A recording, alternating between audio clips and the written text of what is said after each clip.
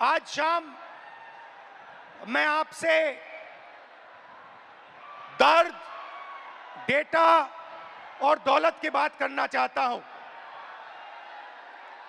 आपका दर्द, आपका डेटा, मगर आपका धन नहीं, जो आपका होना चाहिए, उनका धन। इन तीन चीजों के बारे में मैं आपसे बात करना चाहता हूं।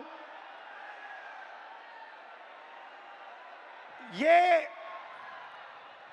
आप हो, आप भारत की शक्ति हो, भारत की शान हो, भारत की स्ट्रेंथ हो।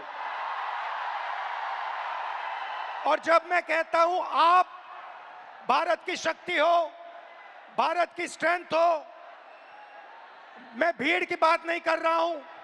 मैं हर हिंदुस्तान के नागरिक, हर यूथ की बात कर रहा हूं, इंडिविजुअल्स की बात कर रहा हूं। आप सब में इंटेलिजेंस है, इमेजिनेशन है, कैपेसिटी है, और अगर ये देश आगे बढ़ेगा तो आपके बल पे, आपकी स्ट्रेंथ पे इस देश का फ्यूचर बनेगा। हिंदुस्तान के पास सबसे बड़ा, दुनिया में सबसे बड़ा यूथ का पॉपुलेशन है। 40 करोड़ युवा, आप जैसे युवा, एनर्जेटिक युवा इस देश में रहते हैं। ये इस देश की स्ट्रेंथ है।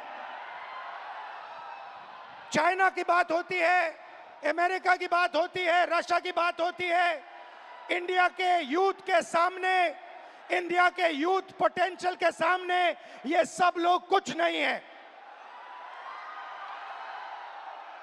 21वीं सदी में एक और चीज हुई है। 21वीं सदी में अगर देश प्रगति करता है तो दो चीजों के बल पे करता है। यूथ पोटेंशियल जो आप में है और डेटा जो आप क्रिएट करते हो। हिंदुस्तान के पास यूथ है और सबसे ज्यादा, दुनिया में सबसे ज्यादा डेटा हिंदुस्तान में है। 1 गीगाबाइट डेटा प्रति भारतीय प्रतिदिन इस्तेमाल करता है। और प्रगति होगी, फ्यूचर होगा तो डेटा और आपके पोटेंशियल पे होगा। युवा plus data is equal to 21st century economy.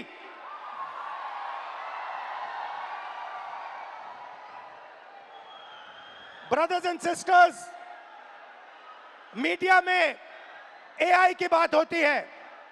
Everybody speaks about AI, but I want to make one thing very clear, and ये आपको समझना चाहिए। आपके डेटा के बिना एआई का कोई मतलब नहीं है। अगर एआई बनता है तो आपके डेटा के बेसिस पे बनता है। 20वीं सदी में पेट्रोल और पेट्रोल इंजन देश को बनाता था। अगर 20वीं सदी में मैं आपके पास आता और आपसे कहता, देखिए मैं आपको पेट्रोल इंजन दे रहा हूं, मगर आपको पेट्रोल नहीं दूंगा, आप मुझे कहते इस पेट्रोल इंजन से मेरा कुछ नहीं होने वाला है। वैसे ही 21वीं सदी में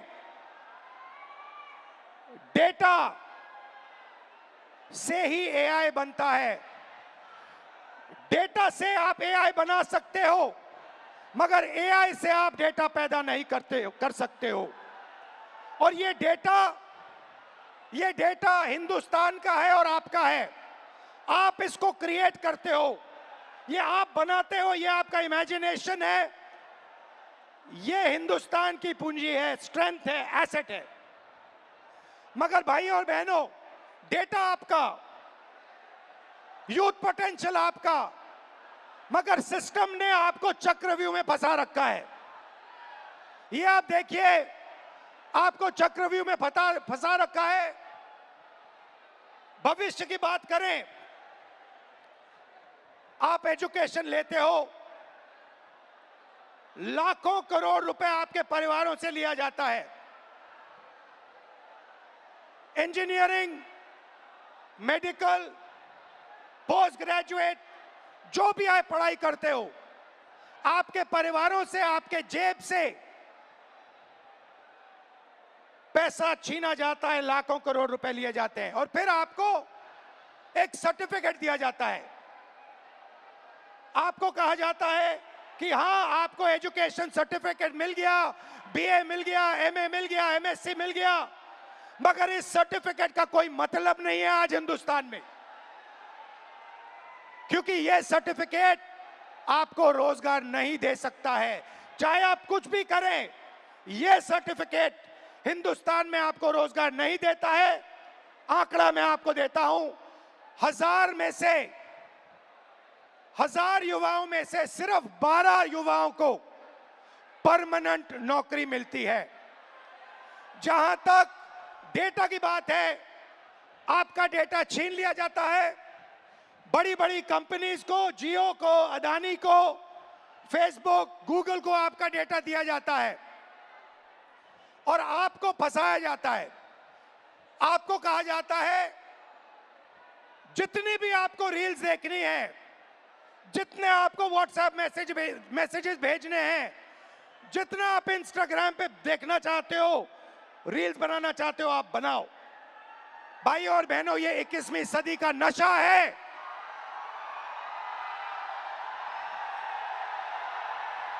ये 21वीं सदी का नशा है। और फिर आपसे कहा जाता है कि ब्लिंकिट में काम करो, ऊबर में काम करो, मजदूरी करो, 21वीं सदी का नशा लो, मगर तुम्हें नौकरी नहीं मिल सकती, रोजगार नहीं मिल सकता इस हिंदुस्तान में। आइए एक युवा की आवाज सुने। ये जो बोलेंगे, ये आप सबके दिल में है। ये जो सवाल उठा रहे हैं, हिंदुस्तान का हर एक युवा यही सवाल पूछ रहा है, उठा रहा है। होता हम भी सीट खरीद लेते। आज मैं ब्लिंकिट में काम करता हूँ 10 घंटा, उसके बाद मैं पढ़ाई करता हूँ। इंडियन आर्मी का एग्जाम दिया, 1 नंबर से मैं बच गया। सीट खरीदता, मैं ब्लिंकिट में काम नहीं करता। ये कह रहा है कि शिक्षा लेने के लिए मुझे ब्लिंकिट में बंधुआ मजदूर जैसे काम करना पड़ा और उसके बाद, मजदूरी करने के बाद, 21वीं सदी की मजदूरी करने के बाद पेपर लीक होता है और कोई अमीर बच्चा, अमीर परिवार पेपर खरीद के मेरे फ्यूचर को खत्म करता है। आइए, वेलकम। कैसे हैं आप? नाम क्या आपका? मेरा नाम सर अजय राघव है। अविनाश और अजय। हाँ। आइए, अविनाश और अजय दोनों स्टूडेंट्स हैं, इनसे थोड़ा सुनते हैं, इनका एक्सपीरियंस क्या रहा है, बताइए। सर मैं यूपीएसआई एस्पिरेंट हूँ। तो पास पकड़ते हैं। सर मैं यूपीएसआई एस्पिरेंट हूँ और उत्तर प्रदेश में यूपीएसआई की भर्ती 5 साल के बाद आती है। 2020-21 यूपीएसआई की भर्ती 2020-21 में आई थी। इससे पहले तो उसमें व्यापक स्तर पर घोटाला हुआ था। मैं मानता हूं इस चीज को कि वो भारत की एग्जामिनेशन हिस्ट्री का सबसे बड़ा घोटाला था। उसमें सैकड़ों एफआईआर दर्ज हुई, 350 से ज़्यादा फेक एलिमेंट, डमी कैंडिडेट पकड़े गए। हमने सैकड़ों इनको प्रूफ दिए, लेकिन इन्होंने भर्ती को पूरा कर दिया।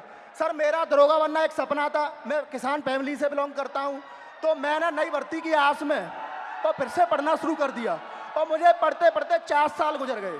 सर 2025 में फिर यूपीएसआई की भर्ती आई और ये चीज़ें 2025 में भी देखने के लिए मिली। सर यूपीएसआई के अंदर स्कोर कार्ड तक रिलीज नहीं करते हैं। मैंने परीक्षा दी है, मुझे ये नहीं पता चल पाता है कि मेरे रॉ मार्क्स कितने हैं और मेरे नॉर्मलाइजेशन मार्क्स कितने हैं, क्योंकि अलग अलग शिफ्ट में पेपर होता है। तो ये नॉर्मलाइजेशन का प्रक्रिया अपनाते हैं, ये तक नहीं बताते हैं कि कौन सा नॉर्मलाइजेशन फॉर्मूला इन्होंने यूज किया है। जो यूपीपी आरपीबी जो पुलिस, उत्तर प्रदेश पुलिस एवं प्रोन्नति भर्ती बोर्ड है सर, ये अकाउंटेबिलिटी इसकी फिक्स करने वाला कोई नहीं है।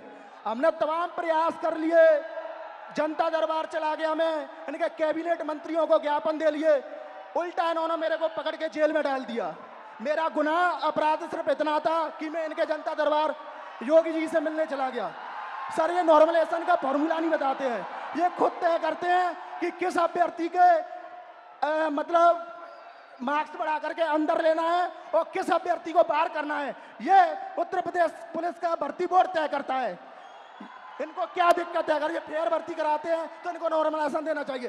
सर मैं एक चीज इसमें जोड़ना चाहूंगा कि जो नॉर्मलाइजेशन है ये पेपर लीक से ही बड़ा स्कैम है, क्योंकि इनकी अकाउंटेबिलिटी फिक्स करने वाला नहीं है। ये नॉर्मलाइजेशन फॉर्मूला जारी नहीं करते हैं, ये शिफ्ट वाइज नॉर्मलाइजेशन डेटा नहीं देते हैं, इनको खुली छूट मिली हुई है। मेरा नाम अविनाश है, मैं इन्हीं छात्रों में से कोई एक जरूर हूं।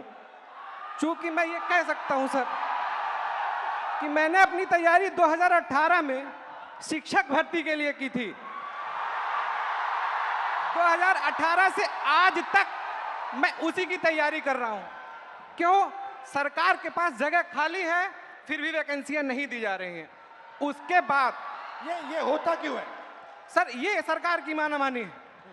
इसमें सरकार अगर चाहे बच्चों से कि वैकेंसियां दे, प्रॉपर तरीके से चलती रहे। हम लोग ऐसा नहीं कि क्या कहते हैं एक डिमांड कर रहे हैं। 2018 से लेकर आज तक कई सारे धरना प्रदर्शन, कई सारे ज्ञापन ये दिए हैं। उसके बाद दूसरा मुद्दा ये कि 2022 से ही मैं यूपी पेट की तैयारी यूपी SSS आयोग से करता हूं। यूपी SSS आयोग 2022 से मैं तैयारी कर रहा हूं और उसकी भर्तियां आज भी ऑन रिकॉर्ड में बात कर रहा हूं कि कम से कम 9 से 10 वैकेंसियां आज तक क्लियर नहीं हुई है। और उसमें से बहुत सारी वैकेंसियां जिसके लिए हम लोगों ने लाठी खाई, ज्ञापन दिया, लोगों से जाके मिले कि हमारी दर्द, हमारे दुख को समझा जाए, लेकिन आज तक सरकार के कान में ये बात पहुंची नहीं है। इसमें से बहुत सारे ऐसे हमारे भाई बहन हैं जो उस चीज से पीड़ा में ग्रसित हैं। और बताइए। और सर ये है कि देखिए हमारी कुछ मांगे हैं, आपसे भी है, सरकार से भी है कि ये जो जितनी वैकेंसियां हैं उसका एक प्रॉपर कैलेंडर तैयार कर दें। आप चुनाव कराते हैं, 3 महीने में रिजल्ट देते हैं, आप हमारा रिजल्ट 5 साल में नहीं दे पा रहे हैं, पहली चीज। दूसरी चीज, हमारी वैकेंसियों का यूपी SSS स्पेशली कोई स्कोर कार्ड नहीं जारी करता है मेंस का। अगर उनको कुछ भी करना होगा वो रोल नंबर दे देंगे। मतलब अकाउंटेबिलिटी और ट्रांसपेरेंसी होनी चाहिए। जी एग्जैक्टली यही चीज है। आपने लाखों रुपए लगाए होंगे पढ़ाई में। जी सर, 2018 से आज तक। हाँ जी। और आपका एक्सपेक्टेशन था कि इस पैसे से, शिक्षा से आप आगे बढ़ पाओगे। जी सर एग्जैक्टली। अब आपको क्या लग रहा है? अब क्या आपका प्लान क्या है? सर अब प्लान ये है कि हम भर्तियों का इंतजार करते हैं, क्या पता अगली पंचवर्षीय भी बीत जाए, इसकी भी कोई श्योरिटी नहीं है। और फिर 3-4 बार एग्जाम करते हो, बीच में पेपर लीक हो जाता है। सर ये इशू तो बहुत सारे हैं। अभी एक यूपी PSC का था, RO का, मैं खुद उसका अभ्यर्थी था। एक बार पेपर हुआ, दोबारा पेपर लीक हो गया था, फिर उसके बाद दोबारा हुआ वो पेपर। लेकिन वो जो हमारा टाइम गया वो हमें कौन देगा? बिल्कुल, जो हमारा टाइम गया, हमारा पैसा। जब आपका पेपर लीक हुआ आपको क्या फीलिंग आई? अंदर क्या लगा आपको, यार ये क्या हुआ, क्या करें क्या? मतलब ये होता है ना सर, कभी कभी एग्जैक्टली मैं बता रहा हूँ, उस 10 बाई 10 के कमरे में कभी आप बैठ के सोचिए कि अगर हमारा पेपर लीक हो गया, हम किससे बात करें अपनी, किसको अपना मुंह दिखाएं कि यार अब मेरा इस बार नहीं हुआ, पेपर लीक हो गया, मैं किससे जाके कहूँ? और सालों आपने मेहनत की, घंटों आपने मेहनत की और 1 सेकंड में पूरा खत्म हो जाता है। सर एग्जैक्टली यही चीजें होती हैं।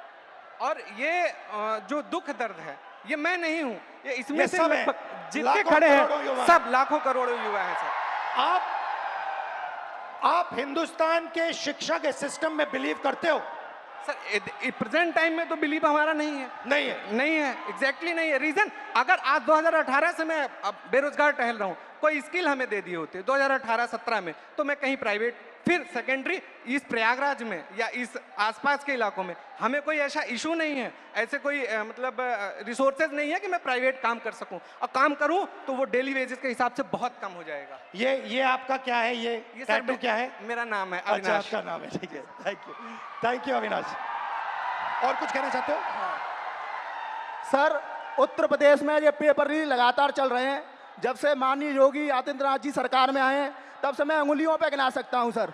2017 दरोगा भर्ती पेपर लीक, उसके बाद यूपी कांस्टेबल 2018 पेपर लीक, उसके बाद 2020-21 की यूपीएसआई भर्ती पेपर लीक, और 2022 का लेखपाल भर्ती पेपर लीक, और 2023 में आरओ एआरओ वो भी पेपर लीक, 2023 का कांस्टेबल भर्ती पेपर लीक, और ये स्कोर कार्ड नॉर्मलाइजेशन की धांधली वर्तमान में चल रही है। सर, मैं इन्हीं शब्दों के साथ आपका बहुत बहुत धन्यवाद करना चाहता हूं कि आप यूथ की आवाज़ उठा रहे हैं लगातार, और मैं सर आपसे आशा की उम्मीद के साथ देख रहा हूं आप इसी तरह हम यूथों की आवाज़ उठाते रहिए। हम आपके साथ पूरी तरीके से, ये जितना भी यहाँ पर स्टूडेंट दिख रहा है ये सब आपके साथ है, सिर्फ आपके लिए आया है sir. Thank you, thank you. तो आपने सुनी उत्तर प्रदेश के स्टूडेंट्स की आवाज। अब प्रॉब्लम क्या है मैं आपको बताता हूं। प्रॉब्लम है कि आप पढ़ाई करते हो, पैसा डालते हो, मेहनत करते हो, मगर रोजगार के सारे दरवाजे हिंदुस्तान में बंद पड़े हुए हैं, एक दरवाजा खुला नहीं है। दरवाजे कौन से हैं? पहला दरवाजा मैन्युफैक्चरिंग का। आज दुनिया में आपको मेड इन चाइना दिखेगा, मेड इन वियतनाम दिखेगा, मेड इन बांग्लादेश दिखेगा, मगर मेड इन इंडिया नहीं दिखेगा। इसका कारण है नोटबंदी और गलत जीएसटी ने हमारे मैन्युफैक्चरिंग सिस्टम को खत्म कर दिया है। जो छोटे व्यापारी रोजगार दिलवाते थे, जो पहले हिंदुस्तान में होता था, leather industry, textile industry, automobile industry, अलग अलग इंडस्ट्रीज में मैन्युफैक्चरिंग जो होती थी, वो सारा का सारा खत्म हो गया है। पहला दरवाजा बंद। दूसरा दरवाजा एंटरप्रेन्योरशिप का, जिसको स्टार्टअप इंडिया कहा गया। स्टार्टअप इंडिया में सबसे जरूरी चीज आप जैसे स्टूडेंट्स को बैंक लोन, छोटे बिजनेसेस को बैंक लोन, फाइनेंशियल सपोर्ट। भाई और बहनों, हिंदुस्तान के बैंक्स आप जैसे स्टूडेंट्स को 1 रुपया कभी नहीं देंगे। अंबानी अदानी को लाखों करोड़ रुपए देंगे, मगर आपको 1 रुपया नहीं देंगे। 90% स्मॉल और मीडियम इंडस्ट्रीज जो हैं, उनको बैंक लोन नहीं मिलता है। एंटरप्रेन्योरशिप का दरवाजा बंद है। तीसरा दरवाजा, जिसको हम कहते हैं सरकारी नौकरी का, जिसमें आप पेपर लीक का सामना करते हो, उस दरवाजे में भाइयों और बहनों 150 में से एक युवा निकलता है। अगर 150 युवा एग्जाम लेते हैं, सरकारी नौकरी ढूंढते हैं, एक युवा उसमें से निकलता है। पब्लिक सेक्टर, जो पहले 10 साल पहले 14 लाख युवाओं को यह रोजगार देता था, भाइयों और बहनों, पब्लिक सेक्टर को प्राइवेटाइज कर दिया गया है। पब्लिक स्कूल्स बंद कर दिए, पब्लिक अस्पताल बंद कर दिए, नवरत्ना उठा के बेच दिए, बीएसएनएल बेच दिया, ऐसी कंपनियां बेच दी, पोर्ट्स, एयरपोर्ट्स, सारा का सारा अदानी जी को पकड़ा दिया। इसीलिए पब्लिक सेक्टर बंद है। और आखिरी होप जो आपका था, corporate jobs, IT, back office, transcription, software, जिसमें पहले हिंदुस्तान के युवाओं को रोजगार मिलता था, वो दरवाजा भी भाइयों और बहनों आपके डेटा का प्रयोग करके एआई से यह भी दरवाजा बंद किया जा रहा है। तो सच्चाई है कि पांचों दरवाजे आपके लिए बंद हैं, और इसीलिए आपको भयंकर दर्द हो रहा है। भाइयों और बहनों, मैं सिस्टम की बात कर रहा हूं। यह सिस्टम क्या है और यह सिस्टम को कौन चलाता है?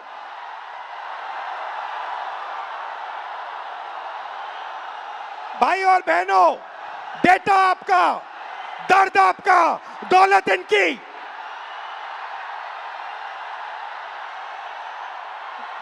दर्द आपका, डेटा आपका, दौलत इनकी। ये सिस्टम है। अंबेडकर जी ने कहा था सोशल, पॉलिटिकल, इकोनॉमिक। ये देखिए, ये है इकोनॉमिक, पैसा, अदानी। इनकी आमदनी 10 साल में 30 गुना बढ़ी है। ये पहले ग्लोबल रिच लिस्ट में 600 नंबर पे हुआ करते थे, 10 साल के अंदर ये दूसरे नंबर पे पहुंच गए। ये पूरे सिस्टम को फाइनेंशियल सपोर्ट देते हैं। बीच में पॉलिटिकल, मोदी जी, अमित शाह जी। बीजेपी का बैलेंस 150 करोड़ रुपए का होता था बैंक में, आज इनका बैंक बैलेंस 10,000 करोड़ रुपए का है। 10,000 करोड़ रुपए का एक पॉलिटिकल पार्टी का बैंक बैलेंस।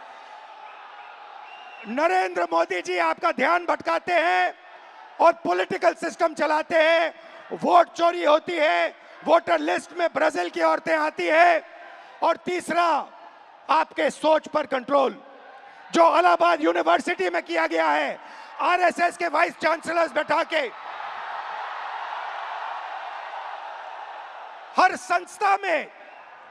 संस्था में प्रचारक, ब्यूरोक्रेसी में प्रचारक, फोर्सेस में प्रचारक, मीडिया में प्रचारक, जुडिशरी में प्रचारक, पैरामिलिट्री में प्रचारक, यूनिवर्सिटी कॉलेजेस में प्रचारक। सोच को कंट्रोल करने का तरीका यह है सिस्टम। भाई और बहनों, मोहन भगवत, नरेंद्र मोदी जी, अमित शाह जी और अदानी जी, इस सिस्टम ने रोजगार खत्म किया। इस सिस्टम ने यूनिवर्सिटीज को कैप्चर किया। इस सिस्टम ने आप पर आक्रमण किया है। मगर इस अंधेरे में आप लोगों ने लाइट चला दी। ये देखिए, इस अंधेरे में आपने वो करा जो आपके माता पिता नहीं कर पाए। वो अपने डर का सामना नहीं कर पाए, मगर हिंदुस्तान के स्टूडेंट्स, हिंदुस्तान के युवाओं ने अपने डर का सामना किया और देश को बदल दिया।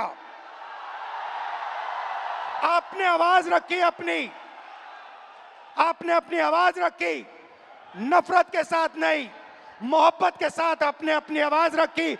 आइए हम आपकी आवाज सुने। नमस्कार, आपका नाम? नमस्कार। और मैं पटना यूनिवर्सिटी से हूँ। नमस्कार। आप? मेरा नाम हिमांशु कुमार हुआ। हिमांशु जी जी जी। शिफत फैज, इलाहाबाद यूनिवर्सिटी LLB। नमस्कार सर, मेरा नाम कुणाल पांडे, मैं इलाहाबाद विश्वविद्यालय से। शाबाश, वेलकम आप सबका। मैं आपसे आज, अभी मैंने कहा कि अंधेरे में आप लोगों ने लाइट दिखा दी, अंधेरे में आप लोगों ने टॉर्च दिखा दी, और आपने प्यार से किया, मोहब्बत से किया, नफरत से नहीं किया, क्रोध से नहीं किया, हिंसा से नहीं किया। तो ये पूरी भीड़ आपका एक्सपीरियंस सुनना चाहती है। आपने क्या सहा, आपने क्या किया, थोड़ा बताइए, एक एक करके बताइए। साथियों, जो 22 जुलाई को पटना में बिहार बंद का कॉल था, हम लोग राजभवन मार्च कर रहे थे और वहाँ एक चीज़ हमें एहसास हुआ कि पुलिस ऐसे मौके की तलाश में थी कि वो हम पे लाठी भी चार्ज कर ले, उन पे इल्जाम ना हो। जब हम राजभवन से थोड़ी देर पहले पहुँचे, वहाँ पे पुलिस वाले थे बिना बैच के, और लाठी की जगह पे वो बैम्बू लिए हुए थे। उनसे जब पूछा गया आपका बैच कहाँ है, तो वहाँ से अधिकारी पूछते हैं कि आप कौन हो पूछने वाले। मैं बताता हूँ तो कहते हैं इससे क्या होगा। हमने कहा सर इतने बच्चे मरे, उनका जवाब कौन देगा। कहते वो तो चले गए, अब क्या तुम भी जाना चाहते हो। मैंने कहा सर वो तो चले गए, लेकिन अब बदलने का वक्त आ गया, क्योंकि अब नहीं बदलेगा सर, कभी नहीं बदलेगा। हम छात्र युवा देश के भविष्य हैं। उसके बाद वो वाटर कैनन चलाने लगते हैं, जिससे हमें फर्क नहीं पड़ता है। उसके बाद वो लाठी चार्ज करते हैं, जिससे उनका टारगेट था या सर पे मारो या पैर में। उन्होंने मेरे पैर पे बहुत मारा, मैं गिर गया। उसके बाद वो लाठी चार्ज करने लगे, स्टोन चलाने लगे, आंसू गैस।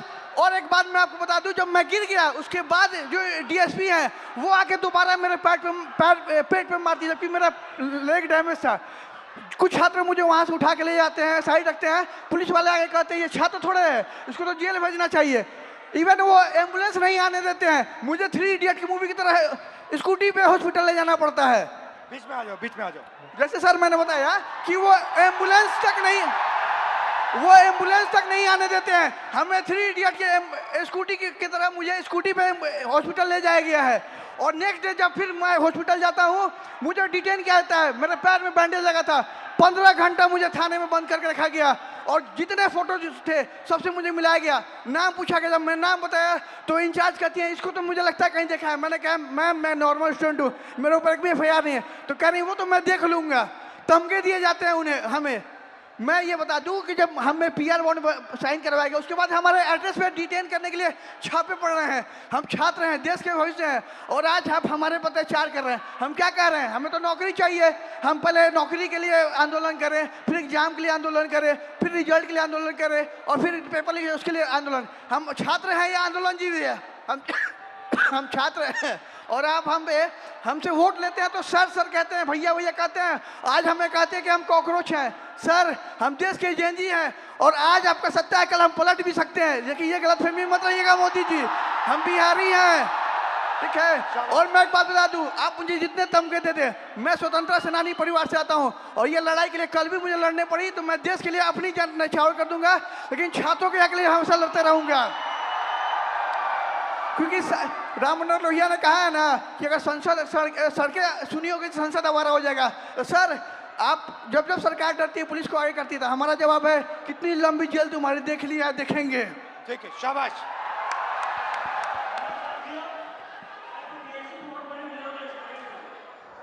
सर मैं मतलब कि मैं बीएड हमारी मम्मी करवाई थी जमीन बेचकर। 4 साल से वैकेंसी अभी तक नहीं आई है सर। जब आंदोलन करने जा रहा हूँ तो सर मतलब कि सम्राट चौधरी का गुंडा जो कि पुलिस जो हम लोग को लाठी से मारती है और जेल भेजती है। सर जब हम लोग आंदोलन करते हैं तो डिटेन कर लिया जाता है। उसके बाद मतलब कि कुछ भैया को जेल भेज दिया जाता है। उसके बाद मतलब कि हम लोग जब स्टेट क्वालिफाइड। रिलैक्स करो, कोई प्रॉब्लम नहीं है, घर में हो अपने, खुल के बोलो, टेंशन मत लो। ये जब मैं पहली बार ऐसे बोला था मैं भी नर्वस था, इसमें कोई प्रॉब्लम नहीं है, खुल के बोलो। मैं मतलब state qualified CTET qualified PG BEd करके आया हूँ, फिर भी 4 साल से वैकेंसी नहीं आई है सर। जब मतलब कि आंदोलन 4, 5, 6 साल से मैं पटना में रहकर पढ़ाई करता हूँ, किसान का बेटा हूँ सर। ये महीना का 10 से 15 हज़ार रुपये खर्चा होता है सर, कहाँ से मम्मी देगी? अब मम्मी टेंशन में चली जाती है। मेरे पास 2 ऑप्शन है सर, या चाय का दुकान खोलूंगा या सुसाइड करूंगा सर, उसके अलावा कोई ऑप्शन नहीं है सर मेरे पास। सुसाइड आपका ऑप्शन नहीं हो सकता ब्रदर। मेरे पास PG BEd इतना स्टेट सीटेट क्वालिफाइड होने के बाद 20,000 का नौकरी भी नहीं मिलेगा सर पूरा इंडिया में। उसके बाद मैं सर जब मतलब कि मम्मी मतलब कि सुनती है कि आंदोलन में गया है तो मम्मी को पानी चढ़ने लगता है सर टेंशन से। उसके बाद सर मतलब हमारे एक मंत्री हैं बिहार के, अशोक चौधरी नाम है सर, वो 56 साल के होकर वो प्रोफेसर बने हैं सर, जो कि नीतीश कुमार के राइट हैंड है सर। वो कैसे बन गए सर? बिना बिठाओ तो इंटरव्यू का कैसे बने सर? एक सीट खा गया सर ये मतलब युवा का। अच्छा, आपके फैमिली ने कर्ज लिया? सर जमीन बेच के मतलब BEd किया हूँ सर। सोच लीजिए कि हम किस लेवल के हैं फैमिली सर। अभी तक 4 साल से वैकेंसी नहीं आई है सर। सोचिए हर महीना सर हम मतलब वैकेंसी डेट निकाला जाता है, लेकिन निकलता नहीं है सर। आज भी सितंबर में एग्जाम का डेट दिया हुआ, अभी तक फॉर्म नहीं आया है सर। फिर आंदोलन करूंगा, फिर थाना में जमा होऊंगा, लेकिन डरूंगा नहीं सर इस सम्राट चौधरी के गुंडा से। शाबाश शाबाश, बहुत अच्छा बोले। ग्रीटिंग्स टू ऑल, मेरा नाम शिफत फैज है और मैं थोड़ा पास से पकड़ा। ग्रीटिंग्स टू ऑल, मेरा नाम शिफत फैज है और मैं फर्स्ट फीमेल वाइस प्रेसिडेंट हूँ पटना यूनिवर्सिटी स्टूडेंट यूनियन की, इंडिपेंडेंटली इलेक्टेड। जब 20 तारीख को दिल्ली के जंतर मंतर के प्रोटेस्ट के दौरान पुलिस और गवर्नमेंट के थ्रू स्टूडेंट पर ब्रूटली मारा पीटा गया, उन पर वाटर कैनाल्स फेंके गए, उन पर टीयर गैसेस चार्ज किए गए, उसके खिलाफ 22 जुलाई को पटना में स्टूडेंट्स ने प्रोटेस्ट का कॉल दिया। वहाँ स्टूडेंट्स मौजूद हुए और पीसफुल प्रोटेस्ट उन्होंने स्टार्ट किया, लेकिन फिर बिहार पुलिस और बिहार सरकार ने स्टूडेंट के साथ फिर से ब्रूटली ट्रीट किया, उन्हें मारा और रातों रात उनके घर से उन्हें डिटेन कर लिया जाता है बिना इस जानकारी के कि वो कौन से पुलिस स्टेशन में है, वो कौन से किस थाने में है। इन सब हमने 23 जुलाई को पेपर लीक के खिलाफ, स्टूडेंट ब्रूटैलिटी के खिलाफ और बिना अनलॉफुल वे में डिटेन होने के खिलाफ एक प्रोटेस्ट रखा अपने यूनिवर्सिटी के कैंपस में। लेकिन हमारे प्रोटेस्ट स्टार्ट करने से पहले ही वहाँ पर पुलिस, सीआरपीएफ और एसडीएम मौजूद थे। सर, हम छात्र हैं और हमें एज अ वाइस प्रेसिडेंट मुझे यूनिवर्सिटी के गेट से घुसने नहीं दिया जा रहा था। फिर भी क्योंकि मेरा वो प्रोटेस्ट था, हम लीड करने के लिए जैसे तैसे घुसे। हमारे कुछ फेलोज जो प्रोटेस्ट ज्वाइन करने आ ही रहे थे, उन्हें पुलिस गेट से ही भगा देती है और कुछ फेलोज को लाठी चार्ज कर डिटेन कर लेती है बिना किसी मेडिकल ट्रीटमेंट के। उनका सर 10 से 12 घंटा फूटा रहता है पुलिस स्टेशन पे।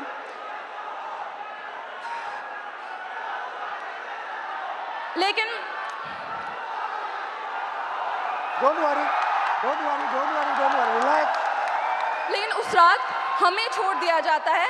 लेकिन अगले सुबह से बिहार की सड़कों पे जो स्टूडेंट प्रोटेस्ट नहीं भी कर रहे थे, उन्हें उठा लिया जाता है लाइब्रेरी से, उनके घर से, बिना किसी पुलिस वारंट को। और 25 जुलाई को शिवान में एक 47 फायर किया जाता है, उसमें एक स्टूडेंट की मौत हो जाती है और एक स्टूडेंट हॉस्पिटलाइज रहता है। क्या इसके खिलाफ बिहार सरकार ने अपनी एक आवाज़ नहीं उठाई, ना ही एक बात रखी? खैर, आप सब जानते हैं कि बुराई का अंत होता है और हमारी जीत हुई। 25 जुलाई को जब आप लोग धर्मेंद्र प्रधान की इस्तीफा की खुशी मना रहे थे, तब बिहार के छात्रों में अलग सा डर और भय मौजूद था। उन्हें कहीं से भी कभी भी अरेस्ट कर डिटेन कर लिया जाता और उन्हें किस पुलिस स्टेशन में भेजा जाता, इसका कोई अता पता नहीं है। चलिए अब हम बिहार के महिला शिक्षा व्यवस्था पर बात करते हैं। जब एक बिहार की लड़की अपने पढ़ाई के लिए लड़ती है तो सबसे पहला लड़ाई उसका उसके घर वाले से होता है। वो जैसे तैसे घर से निकल तो जाती है, फिर बिहार सरकार वैकेंसी नहीं निकालती है, फिर उसके लिए वो प्रोटेस्ट करती है, वैकेंसी निकालती है, फिर पेपर लीक हो जाता है, फिर उसके लिए वो प्रोटेस्ट करती है, उसी दौरान उन्हें मारा जाता है, डिटेन कर लिया जाता है, अरेस्ट कर लिया जाता है। हम स्टूडेंट हैं, कोई प्रोटेस्टर नहीं है, और फिर बिहार सरकार इसी चक्रव्यूह में हमें छोड़ देती है। खैर, यही है हमारे बिहार का शिक्षा व्यवस्था। और सर, हमारा गवर्नमेंट से यही अपील है कि अगर आपको लगता है कि हम आपके डिटेन और अरेस्ट से डर जाएंगे तो ये आपकी गलतफहमी है। और सर, कल को अगर आप गवर्नमेंट रूलिंग पार्टी बने तो हमें ये एक्सपेक्ट है कि जैसे आप आज स्टूडेंट्स के खिलाफ, स्टूडेंट के साथ खड़े हैं, वैसे कल भी खड़े रहे। बिल्कुल बिल्कुल सर, आपसे यही उम्मीद है। थैंक यू, शाबाश। सर, सबसे पहले इलाहाबाद विश्वविद्यालय और पूर्वांचल के हमारे हजारों छात्रों की तरफ से आपको धन्यवाद सर।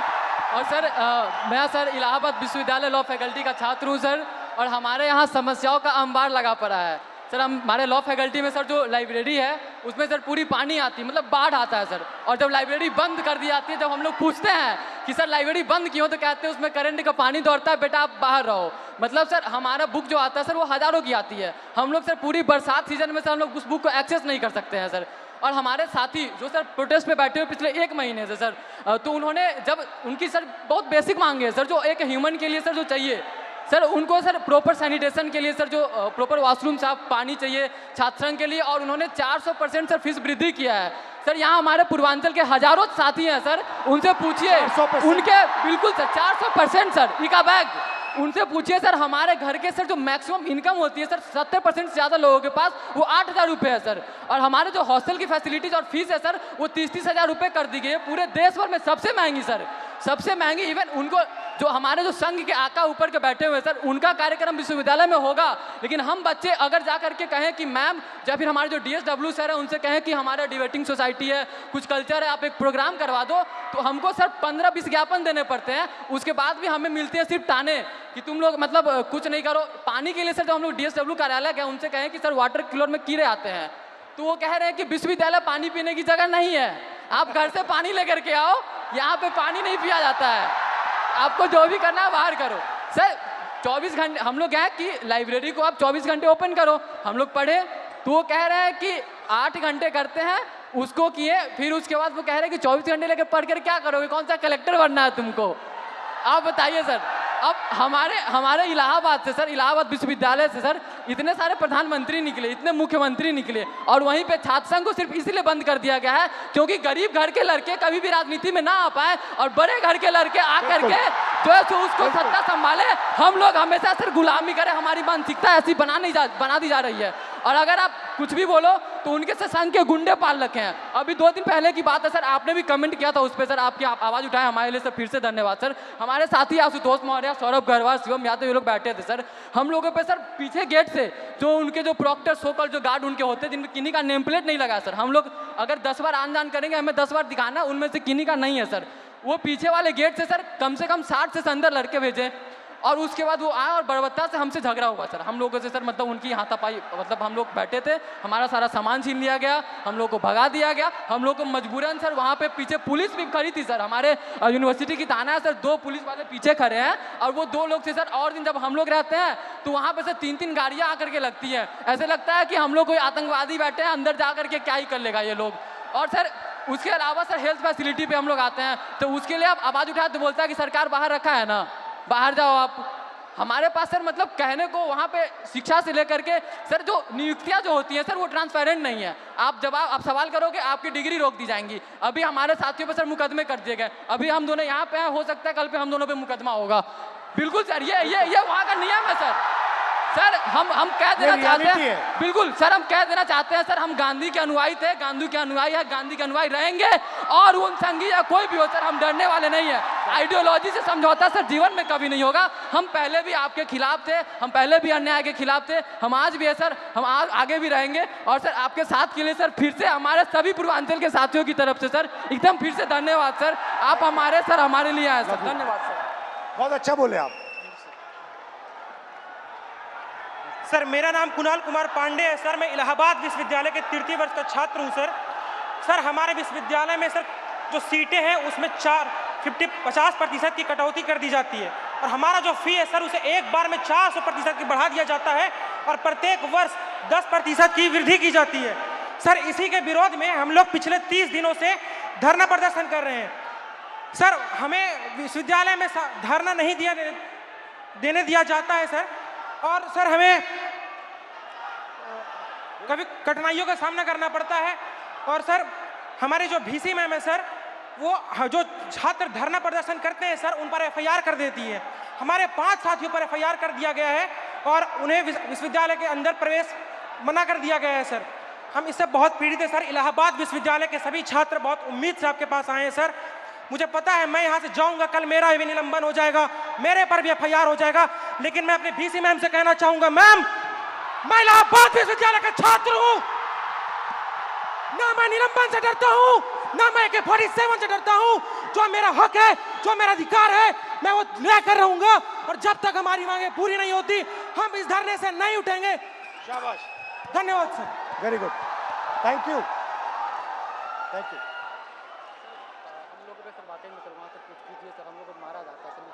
अब मुझे बुला लो, मैं आ जाऊंगा। हाँ अलंकार है, मुझे बुला लो, मैं आ जाऊंगा। ठीक है, घबराओ मत। Very good.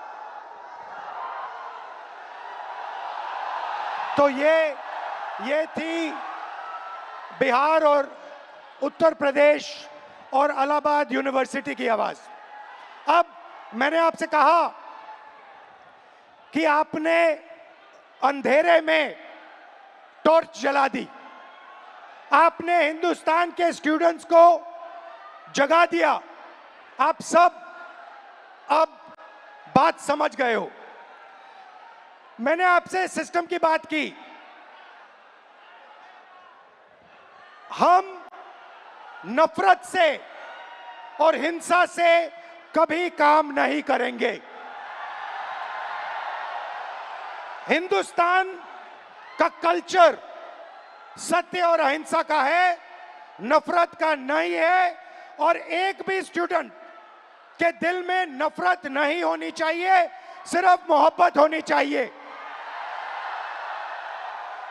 मैंने आपको पिछली स्लाइड में मोदी जी की फोटो दिखाई, अमित शाह जी की फोटो दिखाई, अदानी जी की दिखाई, मोहन भगवत की दिखाई, मगर नफरत नहीं करनी है, सिस्टम बदलना है। प्यार से, मोहब्बत से, नफरत से नहीं।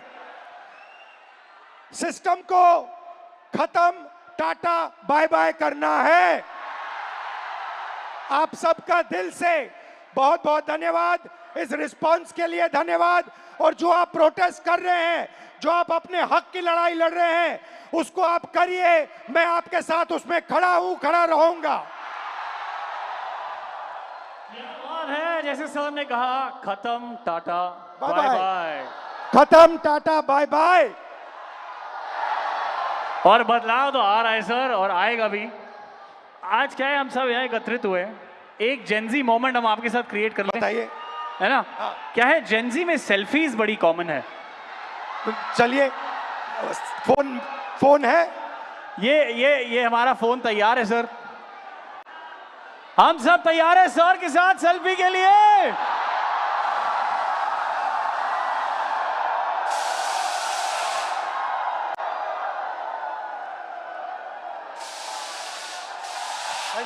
Thank you so very much.